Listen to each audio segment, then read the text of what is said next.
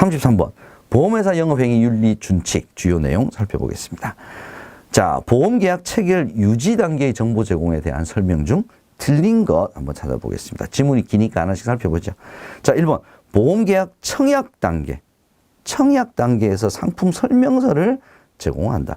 상품 설명서는 청약보다 훨씬 이전 단계에서 제공을 해야 고객이 청약할 것인지 결정을 하겠죠. 상식적으로도 그렇게 생각할 수 있습니다. 청약 단계가 아니라 얘는 권유 단계. 예.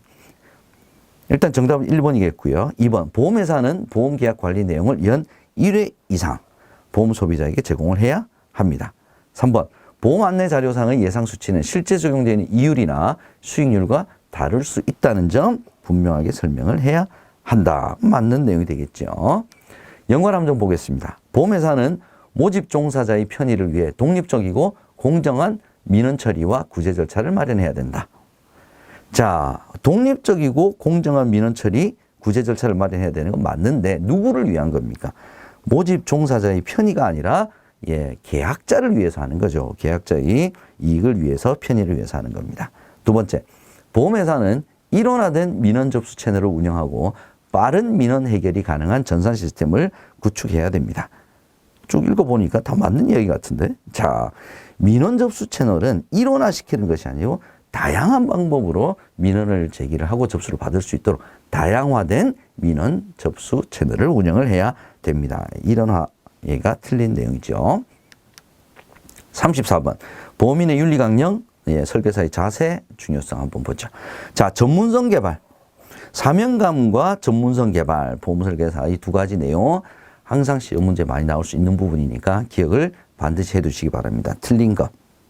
보험 설계사는 보험 상품과 관련된 지식 습득뿐만 아니라 부동산, 나머지 법규라든지 이런 거까지 확대를 해서 지식을 습득을 잘 하고 있어야 된다라고 하는 것이 맞죠. 근데 보험 상품과 관련된 지식 습득에만 집중하는 것이 바람직하다 그랬으니까 1번이 틀린 정답이 되겠습니다. 자, 2번, 3번 내용 어떤 건지 살펴보죠.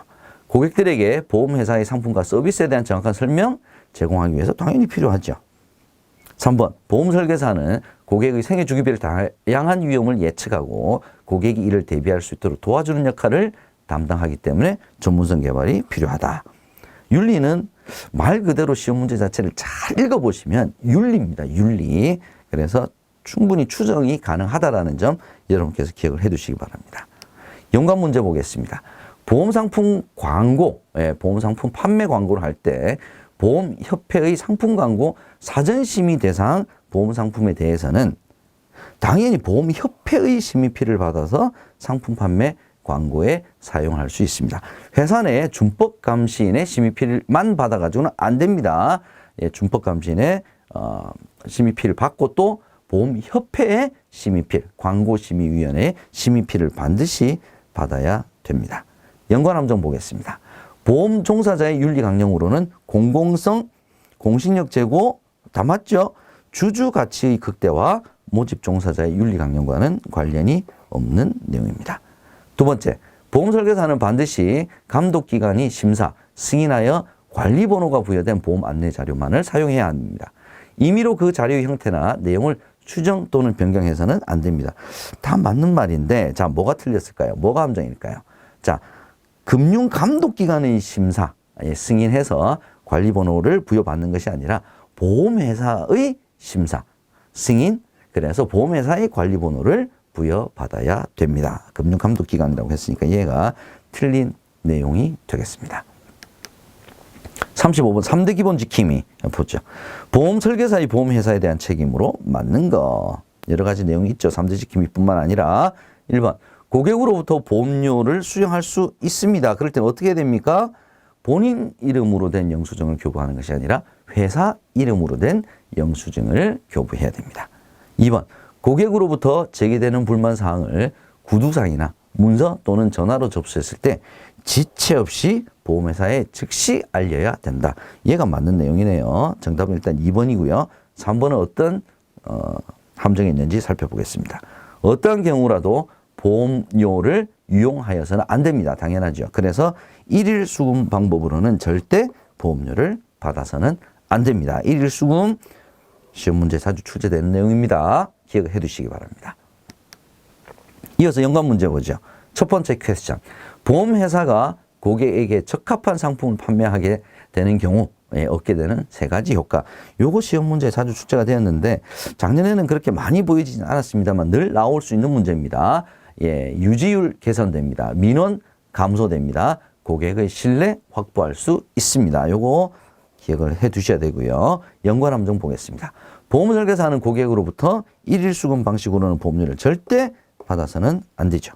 두 번째, 보험계약자 보관용 청약서는 보험 수익자에게 전달하는 것이 아니라 계약자에게 전달을 해야 합니다. 세 번째, 고객의 주민등록번호는 고객의 동의를 받았더라도 절대 사용할 수 없습니다. 주민등록번호는 고객의 동의와는 상관없이 어떤 형태로든 사용할 수가 없다라는 점 기억을 해 두셔야 되겠습니다. 36번 보험 사기 보겠습니다. 자, 보험 사기의 고의적 유발 행위에 해당하는 것은 1번 고혈압을 숨기고 보험에 가입을 했다. 이건 사기적인 보험 계약이죠. 악의적으로 신체의 일부를 이게 고의적인 유발 행위에 해당이 되겠습니다. 감기임에도 폐렴으로 속이고 입원하여 입원 보험금을 수령했다. 과장한 거죠. 과장. 예.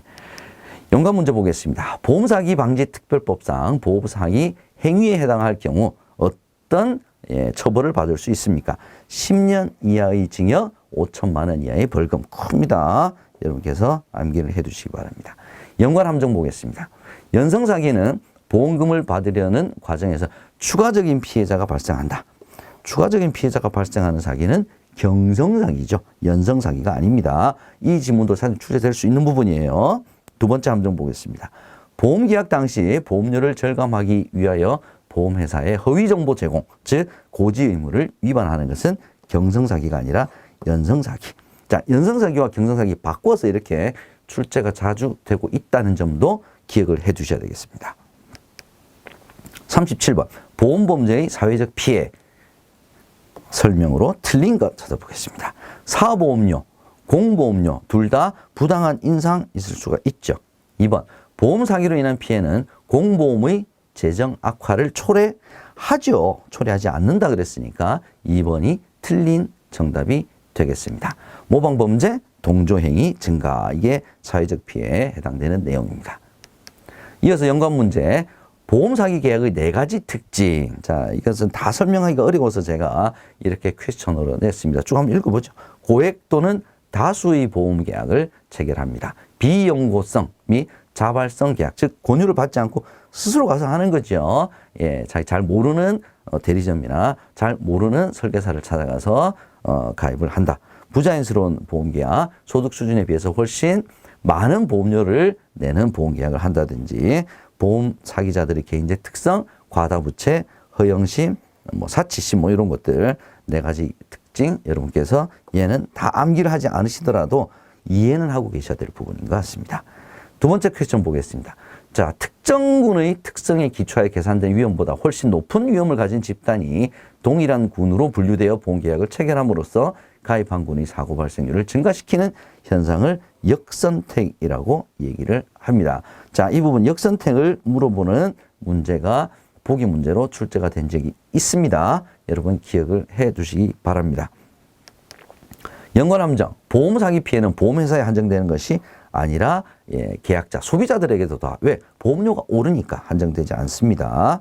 생명보험의 경우 보험 사기 입증이 용이하지 않죠. 곤란합니다. 왜? 보험사고가 발생한 시점과 보험금을 청구하는 시점이 다르기 때문에 훨씬 시간이 지난 경우가 많기 때문에 입증하기가 어렵습니다.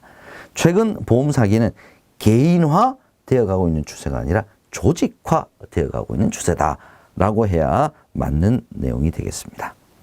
38번 보험 사기 방지 활동에 대해서 한번 살펴보도록 하겠습니다. 자, 보험 사기와 관련돼서는 이 방지 활동 각 기관별 어떤 활동들을 하고 있느냐가 시험 문제 자주 출제가 되는 부분이죠. 바르지 못한 거 찾아보겠습니다. 1번 경찰청, 금융감독원, 생손보협회, 보험회사로 구성된 보험범죄 수사협의회를 운영하고 있다. 보험범죄 수사협의회에 누가 참여를 하느냐? 경찰청, 감독원, 생손보협회, 보험회사. 맞는 내용이네요. 2번 보험사기 취약계층에 대한 교육, 대국민 홍보활동 강화. 이거 생소홍보협회의 보험사기 방지 활동으로 맞는 내용이죠. 3번 보험범죄신고센터를 통해 신고된 보험사기에 대해 신고보상금을 지급을 합니다. 맞는데 문제는 뭐냐? 보험범죄신고센터는 생소홍보협회가 참여하고 있는 방지활동은 아니죠. 보험범죄신고센터는 감독원과 보험회사가 운영을 하고 있습니다. 그래서 정답은 3번이 되겠습니다. 이어서 연관 문제 살펴보도록 하겠습니다. 퀘스천 1. 최근의 보험사기 경향은 고액의 보험금을 노린 계획적인 무슨 사기일까요? 계획적이다. 바로 경성사기죠. 보다는 일반 국민이 피해를 과장하는 등 일반 국민이 피해를 과장하는 보험사기의 유행은 연성사기죠. 위주의 생계형 보험사기가 증가하고 있다. 이렇게 보셔야 될 것 같습니다. 자, 이 지문은 뭐 정답은 아니더라도 내지는 보기 문제는 아니더라도 지문으로도 자주 출제가 될 수 있는 부분이니까 내용 여러분께서 기억을 해 주시기 바랍니다. 연관 함정 보죠. 금융감독원에서는 보험사기 특별조사반 SIU를 설치하여 보험사기를 방지한다. 자, 보험사기 특별조사반을 설치하고 있는 기관은 금융감독원이 아니라 보험회사죠. 자, 이거 기억을 해 두셔야 되고요. 두 번째, 보험설계사는 적극적으로 보험사기 적발 활동에 참여해야 된다.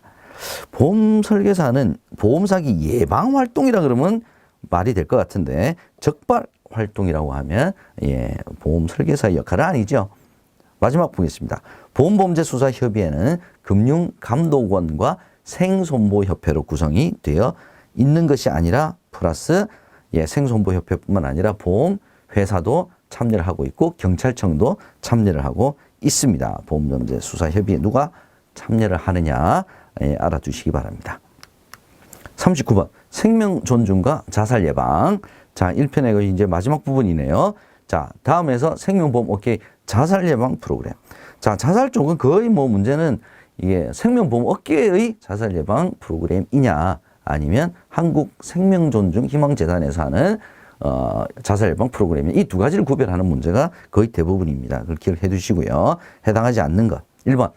자, SNS를 통한 청소년 종합상담 시스템 다 들어줄게 운영한다. 요거 생명보험업계에서 하는 거죠. SOS 생명의 전화 운영한다. 요것도 생명보험업계에서 하는 자살 예방 프로그램입니다.